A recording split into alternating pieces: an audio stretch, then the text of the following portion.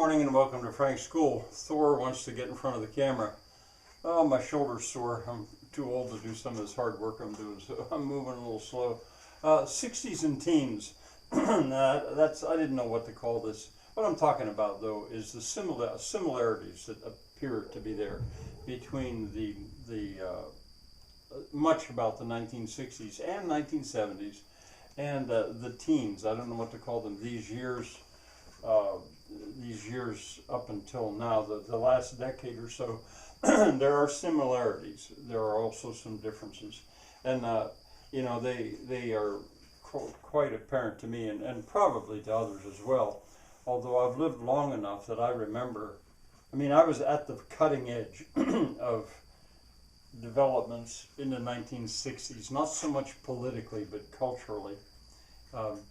And now I think I am aware.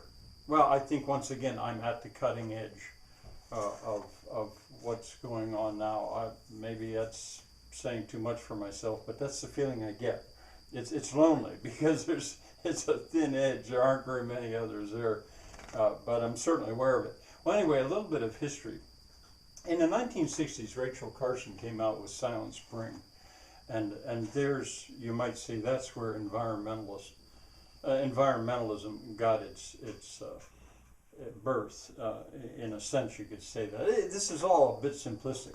There were a lot of things that came out of the 1960s movements that ended up profoundly affecting the world culture, really. The acceptance of homosexuality, women's liberation, equal rights, racial rights.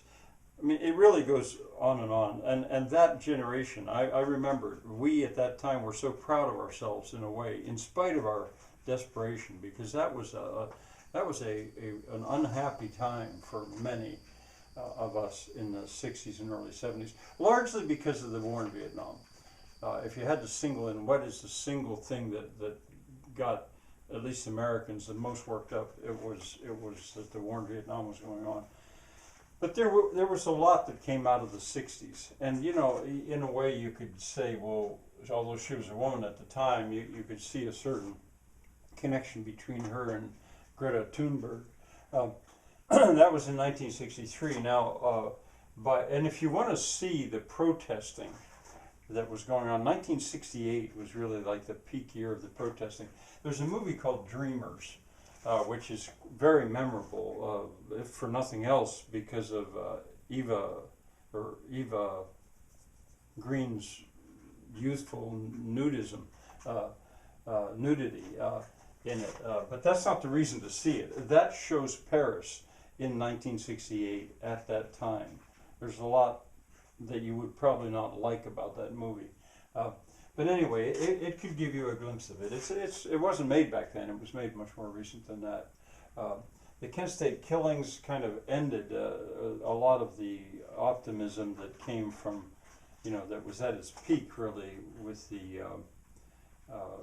Woodstock Festival, which I've addressed already before. Now, by 1972, a book came out called The Limits to Growth, and that's why I say I was at the cutting edge. That laid it out. Greta Thunberg recently said that the science has been clear for 30 years. Well, it's been clear for longer than that. It's been clear for about 45 years, almost 50 years since that book came out. And I was so mystified at the time that people stayed quiet about it, that they kind of just forgot it. What happened? And I didn't know. I addressed this matter in a very long playlist that I have on my YouTube channel called Hydra in My Head.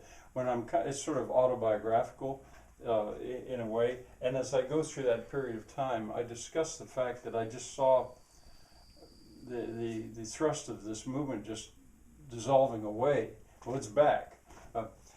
There's one of the essays in Georgis Kallis's In Defense of Degrowth is The Battle for Harvard. And in it, he talks about economic developments among the economic education at Harvard about 1974. And I think what he's talking about is something that I was witnessing, but I didn't study economics, never did. But it was one of those things that ended up squelching what so desperately needed to be accepted at that time.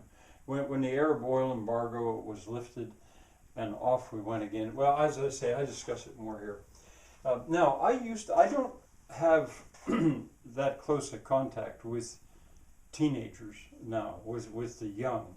I prize friendships that I have with a few young people between the age of, say, 10 and 25, or maybe even 30. I prize them. There aren't that many that I know very well, but some of them I know very well.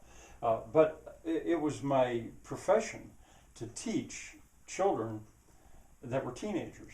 And when I taught them, I certainly didn't teach this stuff at all. Some of them, hundreds of them are now my friends on Facebook. But they're of that generation, like not mine, but my daughter and son's generation, who went on to do all this destructive stuff. They don't understand. They're not as interesting to me as the ones that are younger. And I remembered that there was once I would go through the year and I would expose the children to as many classics as I could, because I figured that was safe. Who's going to argue with people knowing that the classics exist? I didn't, it was really the opposite of current events or current developments. These were the things that were time tested for generations, hundreds, thousands of years. That was the substance of most of my class. But I remember there was one summer, or every year, when I'd get to the end of the year, I would say to the children, all right, you tell me what you think is going to be a classic. Let's come up to modern day. You tell me name some works that are so good and so important that you predict that they will become classics. And there was one year I made a list of teen movies. I had it on the board. Well, I did this often, but there was one year, and of course they'd argue as the next class. I'd leave it up there, and the next class would come in and say, get that off of there. Why don't you have this on there? And I would be able to test their pulse in a way of it, what they thought was good. I've lost that now because it's been about 9 years, eight years maybe since I've taught, and so I've lost that contact now. But there was that one summer that I decided, all right, I'm going to watch teen movies. I spent a lot of that summer watching teen movies. I probably watched a dozen of them that they most recommended. And it gave me a chance to be in touch with them. It was interesting. I mean, just last night on TV I saw She's All That, a teen movie from that time, which I was, of course, fascinated to see that really that was Pygmalion. And I then at least mentioned that in the future. All right, back to the similarities. I see similarities among the people that I know, the young ones that I know. They are looking for alternatives. There's nomadism, I see, has reappeared. That was in the 60s too. A lot of young people think if they just had a school bus that they'd retrofit into something you live in, then you could drive around and that could be your home. That was popular in the 60s too. I don't embrace it by any means. Domes, there were so many young people decided, you want to build domes. That's the kind of building to build. I never accepted that.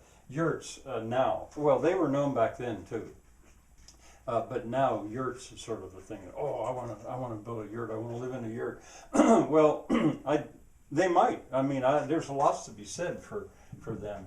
Not so much for domes, but but anyway, it's caught on. Dropping out. Well, that was something in the 60s. Dropouts. That was the nickname for them. They weren't going to go that route. Well, I see evidence of that now too, of young people whose prime goal is not to get rich and raise a family and own a house.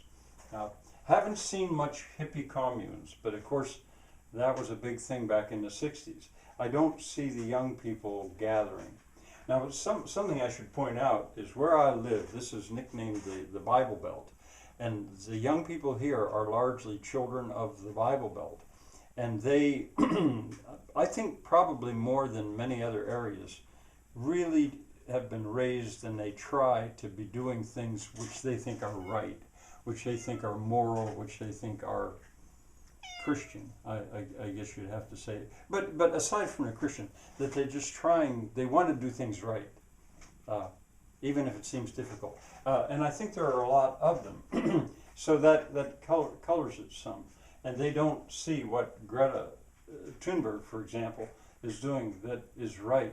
This is not going to be, just like back in the 60s, the same was true back then, I'm sure, too. This stuff was coming out of, I think, of the two coasts, Cambridge, Massachusetts, and Berkeley, California. Once again, you can see these developments not coming out of the countryside for the most part. Permaculture, I put it there because it was big in the 60s. It's still big. It's been big right along. Is history repeating itself? To that, I do not want to suggest that. I say no, it is not, because it can't repeat itself. Not now. We do not have the time. Time is short. It horrified me back in the 60s and 70s in a kind of a slow, grim way that people neglected the obvious at that time. But now it's got much greater attention now, and it is much more urgent because of all this damage that has been done, not only in this period of time, but also before that. So no, history's not repeating itself. All right. Oh, one other thing. Friday, I'm going to be in there at the courthouse. I'm not going to stay as long this time, especially if no one's there. I'm going to get down to the park because, as I said before, for a decentralist, a degrower, a decentralist, to go to the center of everything kind of goes against the grain. But it's nice down at the park, and so I'll probably do that down along the river. Bye for now.